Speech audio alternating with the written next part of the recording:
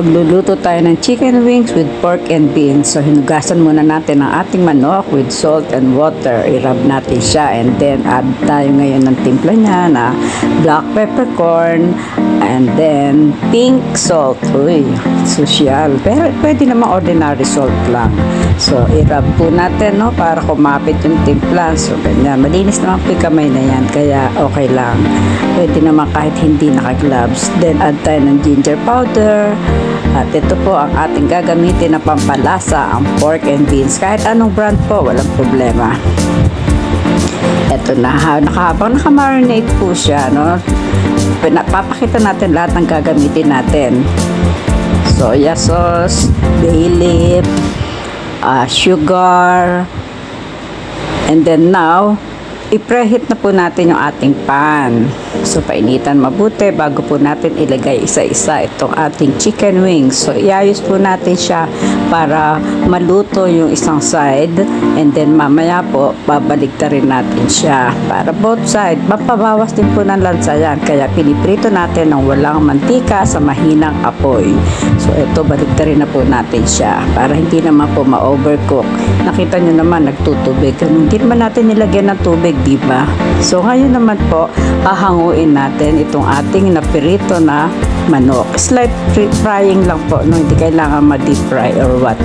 And then, dito sa pinagprituhan po natin ng walang mantika, dito na din natin sasakutsahin itong ating manok. So, pwede na nating ilagay ang bawang. So, yan. Ilagay na po ang bawang. Scatter natin sa pan and then now we can add the onion. Alam niyo po ang onion, pampasarap din po yan. Minsan nakakadagdag talaga siya ng lasa. So pagkahalo po natin, konting prito-prito lang na ganyan, then i-put back na natin itong ating tinabin na chicken. So haluin natin ulit at now pwede na nating idagdag itong ating pampalasa, no? Soya sauce or barbecue sauce or kahit anong soya sauce pwede naman po. Depende po sa inyo yan. At sa timpla po, bahala na kayo sa lasa kasi siyempre magkakaiba tayo ng gustong alat, no? And then let's put the pork and beans. Ito siya. Siya po yung magpapasarap dyan. Siya yung magpapalasa. So, i-mix lang din natin. Add na natin yung bay leaf natin. Pampabango din naman yan, ano, yung bay leaf.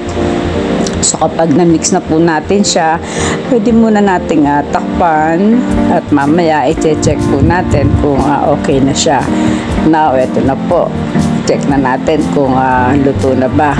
Pag nakita nyo po, nalasog-lasog na, ayan, no, lumalabas na yung buto.